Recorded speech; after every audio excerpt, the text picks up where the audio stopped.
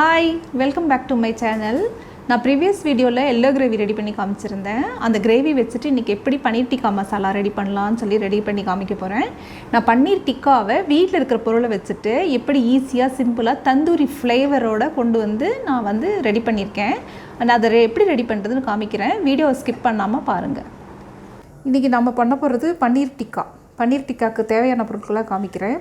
நான் பன்னீர் 200 கிராம்ஸ் எடுத்திருக்கேன். அரை டொமேட்டோ கட் பண்ணி வச்சுருக்கேன். க்ரீன் கேப்சிகம் பார்த்திங்கன்னா நான் ஒரு கால்வாசி மட்டும் கட் பண்ணி வச்சுருக்கேன். ஒரு கால் வெங்காயம் கட் பண்ணி வச்சுருக்கேன். இதெல்லாம் டிக்காவுக்கு.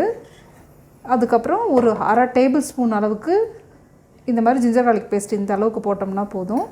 இதுக்கப்புறம் இது Kashmiri chilli powder, normal chilli பவுடரும் எடுத்திருக்கேன் நான். அதுக்கப்புறம் மஞ்சத்தூள் கொஞ்சம் எடுத்திருக்கேன், ஏன்னா கலர் போடாமல் நம்ம இந்த கலர்லேயே பேலன்ஸ் பண்ணுறதுக்கு. அதுக்கப்புறம் பிளாக் சால்ட், இது எல்லா கடைகள்லையுமே இப்போ சூப்பர் மார்க்கெட்லேயுமே கிடைக்கும். பிளாக் சால்ட் எடுத்திருக்கேன். அப்புறம் கரம் மசாலா கொஞ்சம் ஒரு 1/4 டீஸ்பூன் அளவு எடுத்திருக்கேன். இது ஒரு 2 சிட்டிகை அளவுக்கு சாட் மசாலா எடுத்திருக்கேன். 1/4 டேபிள் ஸ்பூன் அளவுக்கு தனியா பவுடர் எடுத்திருக்கேன். 1/4 டீஸ்பூன் அளவுக்கு வறுத்து அரைச்ச ஜீரா பவுடர். அதுக்கப்புறம் நான் கஸ்தூரி மேத்தி எடுத்து வச்சுருக்கேன். ஸோ இது எல்லாத்தையும் சால்ட்டு, இந்த கடுகு எண்ணெய், இது எல்லாத்தையும் போட்டு மிக்ஸ் பண்ணி நம்ம டிக்கா மசாலா ரெடி பண்ணிவிடுவோம். இது பாருங்கள், நான் ஒரு டேபிள் ஸ்பூன் அளவுக்கு தயிர் எடுத்திருக்கேன். ஃபஸ்ட்டு தயிரை போட்டுப்போம். அதுக்கு அடுத்தது எடுத்து வச்சுருக்கேன் எல்லா மசாலாவும் சேர்த்துப்போம். இங்கே பாருங்கள், பிளாக் சால்ட்டு, இங்கே இருக்க கஸ்தூரி மெத்தி, ஜீரா பவுடர், தனியா பவுடர், 2 சிட்டிகை சாட் மசாலா சொன்னேன். இங்கே பாருங்கள், 1 2 2 சிட்டிகை chat masala, garam masala, Kashmiri chilli powder,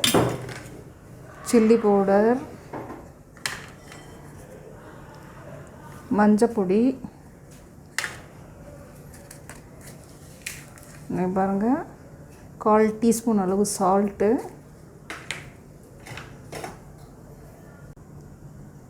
பாருங்கள் அரை டீஸ்பூன் அளவுக்கு ஜிஞ்சர் கார்லிக் பேஸ்ட் போடுறேன். இந்த கடுகெண்ணெயை நம்ம ஒரு அரை டீஸ்பூன் அளவுக்கு போட்டால் போதும். இங்கே பாருங்கள், அரை டீஸ்பூன் அளவுக்கு கடுகெண்ணெய். இது நல்லாத்தையும் சேர்த்து நல்லா மிக்ஸ் பண்ணிவிட்டு இப்போது நம்ம என்ன செய்ய போகிறோன்னா, இந்த பன்னீரில் லைட்டாக, ரொம்ப உடஞ்சி போகிற அளவுக்கு அழுத்தி இது பண்ணக்கூடாது. இப்படி லைட்டாக பெரட்டிட்டு ஒன்று ஒன்றா எடுத்து வச்சுட்டு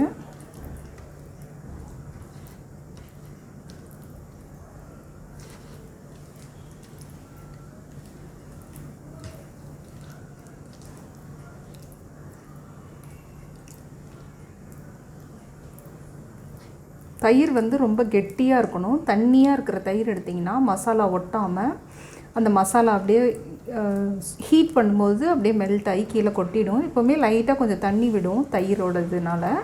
ஆனால் நீங்கள் ரொம்ப தண்ணி தயிர் எடுத்திங்கன்னா மசாலா கண்டிப்பாக தண்ணி டைலூட் ஆகிட்டு நீங்கள் மசாலா போட்டது அந்த பன்னீரில் ஒட்டாமையே போயிடும். ஸோ இப்போ நம்ம மசாலா நல்லா தடவியாச்சு. இப்போது நம்ம என்ன பண்ண போகிறோன்னா, வீட்டில் இருக்கிற அந்த அப்பம் திருப்புற கம்பி இருந்தால் கூட போதும். நான் பாருங்கள், வீட்டிலே செய்கிற மாதிரி தான் நான் உங்களுக்கு ரெடி பண்ணியிருக்கேன். இந்த மாதிரி அப்பம் திருப்புற கம்பி இருந்ததுன்னா இந்த கம்பியிலேயே நீங்கள் இந்த பன்னீரை அடிக்கிடலாம். இப்போது பாருங்கள், பன்னீரை இந்த அப்பம் திருப்புற கம்பி இருக்கு இல்லைங்களா, அதில் தான் நான் குத்த போகிறேன். இந்த மாதிரி நடுவில் இப்படி குத்திருங்க. அதுக்கப்புறம் இது நடுவில் வேகிறதுக்காக தான் இந்த ஆனியன்னு இதெல்லாம் வைக்கிறோம் நம்ம. இங்கே பாருங்கள், ஆனியனை இந்த மாதிரி இது பண்ணிவிட்டு கேப்சிகம், அப்புறம் ஒரு பன்னீர் அப்புறம் ஒரு கேப்சிகம், ஒரு கேப்சிகம் இப்படி அடிக்கிடுங்க. இங்கே பாருங்கள், நல்ல கனமாக இருக்கிற ஒரு இரும்பு பாத்திரம் எடுத்துக்கோங்க. நல்ல கடாய் இருந்தாலும் சரி, அங்கே ஊர்லெலாம் சொல்லுவாங்க தண்டவாள சட்டின்னு சொல்லுவாங்க, அந்த மாதிரி இருந்தாலும் சரி, ஸ்டீல் கடாய் எதாக இருந்தாலும் ஸ்டீல் உள்ள பொருள். நான் ஒரு ஸ்கில்லட் எடுத்திருக்கேன். இதில் பெப்பிள்ஸ் அடிக்கிட்டேன். பெப்பிள்ஸ் எடுத்து நல்லா வாஷ் பண்ணிவிட்டு 3-4 டைம்ஸ் நல்லா கழுவி எடுத்துகிட்டு இந்த பெப்பிள்ஸ் அடிக்கிருக்கேன். இது ஒன்றுமே இல்லைங்க, ஆத்தோரத்தில் கிடைக்கிற இந்த கல் தான், குட்டி குட்டி கல். அதில் நான் பன்னீரை வச்சுட்டு இங்கே பாருங்கள் நல்ல ஹீட் ஆகிடுச்சு. 10 மினிட்ஸில் ஹீட் ஆகிடுது ஸ்டோன் எல்லாம். அதுக்கப்புறம் நம்ம என்ன பண்ணணுன்னா இதை கொஞ்சம் நேரம் வச்சுட்டு ரோல் பண்ணி ஹீட் பண்ணி நம்ம வந்து இங்கே பாருங்கள் நல்ல இப்படி வச்சு ஹீட் பண்ணி நம்ம ரெடி பண்ணுவோம். இப்போ நல்லா உங்களுக்கு நம்ம தந்தூரில் ரெடி பண்ணுற மாதிரியே நல்ல ஒரு பன்னீர் டிக்கா கிடைக்கும். இப்படி ரோல் பண்ணி வைங்க.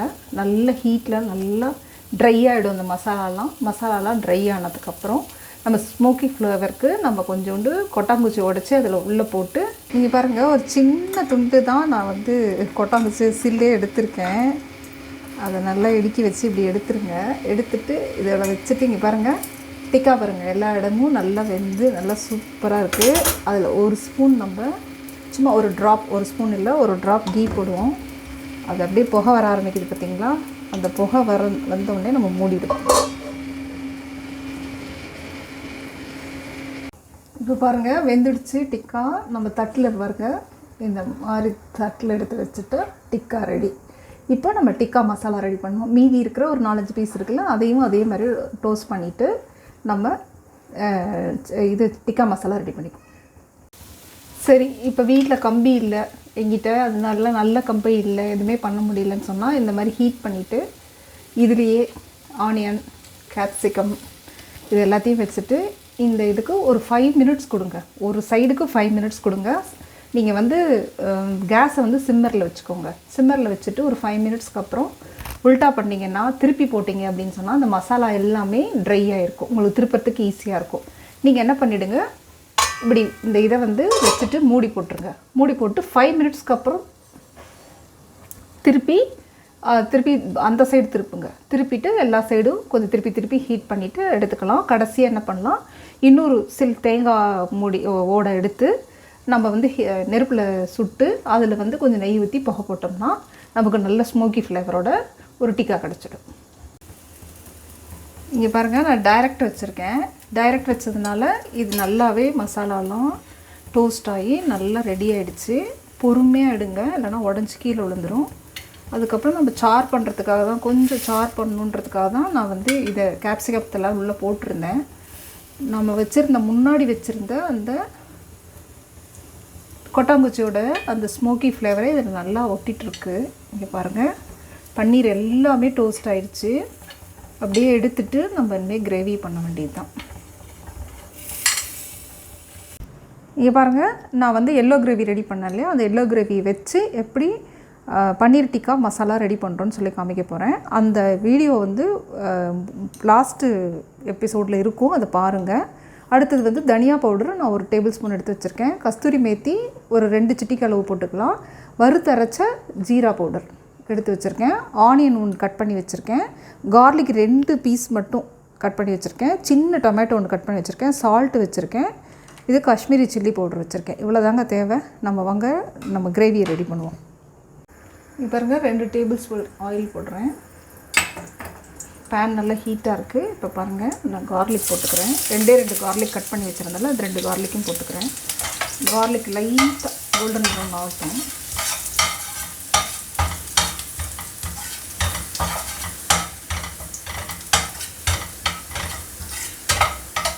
பாருங்கள் கோல்டன் ப்ரௌன் ஆகிடுச்சு. இப்போ ஆனியன் போட போகிறேன்.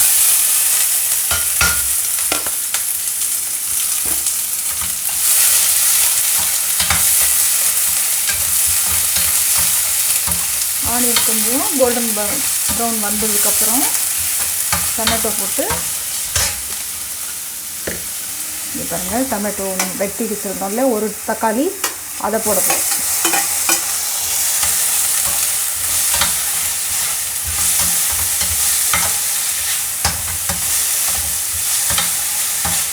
இது நல்லா வதங்கட்டும். ஒரு 1 மினிட் வதங்கட்டும். பாருங்கள் 1 மினிட் ஆகிடுச்சு. டொமேட்டோ கொஞ்சம் வதங்கிடுச்சு. நான் எடுத்து வச்சுருக்கேன். இங்கே பாருங்கள் எல்லா பன்னீரும் ரெடி பண்ணிட்டேன் நான். இதே மாதிரி இங்கே பாருங்கள் நல்லா ரெடி பண்ணிட்டேன். இதில் வந்து இந்த கேப்சிகம், டொமேட்டோ எல்லாத்தையும் சேர்த்துக்கோங்க. ஒரே ஒரு நிமிஷம் அதை சாட்டே பண்ணிவிட்டு அதுக்கப்புறம் கிரேவி நம்ம எல்லோ கிரேவி ரெடி பண்ணியிருக்கோம்ல அதை ஆட் பண்ணிவிட்டு மசாலா ஆட் பண்ணுவோம். தனியா பவுடர் பாருங்கள் அதை போட்டு போகிறேன். சில்லி பவுடர் ஆட் பண்ணுறேன். அதுக்கப்புறம் இங்கே பாருங்கள், நான் வந்து ஜீரா பவுடர் ஆட் பண்ணுறேன். ஒரே ஒரு செகண்ட், சும்மா ஒரு செகண்ட் இதை வந்து ஒரு பரட்டிக்கோங்க. பரட்டிட்டு நமக்கு ஒரு 4 பேருக்கு கிரேவி தேவை. அப்போ இதில் வந்து ஒரு 3 டேபிள் ஸ்பூன் போட்டிங்கன்னா போதும்.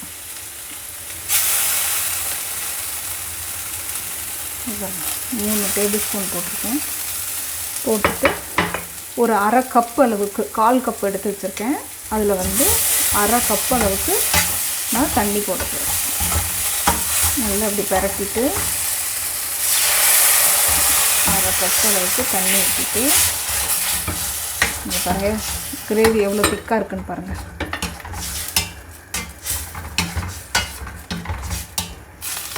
உங்களுக்கு கொஞ்சம் தின்னாக வேணும்னா இன்னும் கூட நீங்கள் தண்ணி ஊற்றிக்கலாம். அப்புறம் கொஞ்சம் நம்ம க்ரீம் போடுவோம் அதில். இங்கே பாருங்கள், சால்ட் நான் வந்து அரை டேபிள் ஸ்பூன் எடுத்து வச்சுருக்கேன். பாதி மட்டும் போட்டிருக்கேன். ஏன்னா கிரேவியில் ஆல்ரெடி சால்ட் போட்டிருக்கோம் நம்ம எல்லோ கிரேவியில். அதனால் சால்ட்டு பார்த்துட்டு அளவாக போடுங்க. ஏன்னா பன்னீர்லேயும் சால்ட் இருக்கும், அதனால் சால்ட்டு கூடி போயிடும். பாருங்க, கிரேவி நல்லா கொதிக்க வச்சுருக்கோம் இல்லையா நம்ம, அதனால் 1 நிமிஷம் கொதிச்சா போதும். இங்கே பாருங்கள், நான் கொஞ்சம் க்ரீம் எடுத்து வச்சுருக்கேன். க்ரீமை நான் வந்து ஆட் பண்ணிக்க போகிறேன். க்ரீம் இல்லைன்னா என்ன செய்யலாம் அப்படின்னு கேட்டிங்கன்னா, க்ரீம் இல்லைன்னா பரவாயில்ல, நல்ல திக்காக காய்ச்சின பால். ஏன்னா ஆக்சுவலி பக்கத்தில் உங்களுக்கு வந்து ஸ்டோர்ஸில் நல்ல க்ரீம் கிடைக்காது. அப்படியே உங்களுக்கு க்ரீம் கிடச்சதுன்னா க்ரீம் ஆட் பண்ணிக்கோங்க. இல்லை அப்படின்னு சொல்லி சொன்னால் நல்ல பால், நல்ல ஒரு 1/2 மணி நேரம் நல்லா குறுக்கி காய்ச்சி அந்த பாலை ஆட் பண்ணிக்கிட்டிங்கன்னா உங்களுக்கு கிடச்சிரும்.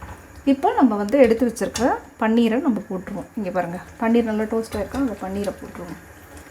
பன்னீர் ஆட் பண்ணி 1 செகண்ட் இருந்ததுன்னா போதும். ஏன்னா ஆல்ரெடி நமக்கு பன்னீர் வந்து நம்ம வந்து கிரில் பண்ணி வச்சுருக்கோம். அதனால் பன்னீர் போட்டு 1 செகண்டில் கிரேவி ரெடி. மொத்தமே கிரேவி ப்ரிப்ரேஷன் நமக்கு வந்து பன்னீர் டிக்கா ரெடி பண்ணுறதுக்கு தான் நமக்கு வந்து ஒரு சைடும் 10 மினிட்ஸ் ஆகும். ஆனால் நமக்கு கிரேவி ரெடி பண்ணுறதுக்கு மொத்தமே ஒரு 5 மினிட்ஸாக ரெடி ஆக்கிடலாம் கிரேவியை. இது பாருங்க, பியூட்டிஃபுல்லான கிரேவி ரெடி. ரெடி ஆகிடுச்சு. அவ்வளோதான், கிரேவி ரெடி ஆகிடுச்சு. ஸ்டவ் ஆஃப் பண்ணிவிடுங்க. இப்போ பிளேட்டிங் பண்ணலாம். இங்கே பாருங்கள், நான் கஸ்தூரி மேத்தி ஒரு சிட்டியை போட்டு ஆட் பண்ணுறேன். ஆட் பண்ணிவிட்டு கிரேவியை பிளேட்டிங் பண்ணிக்கலாம்.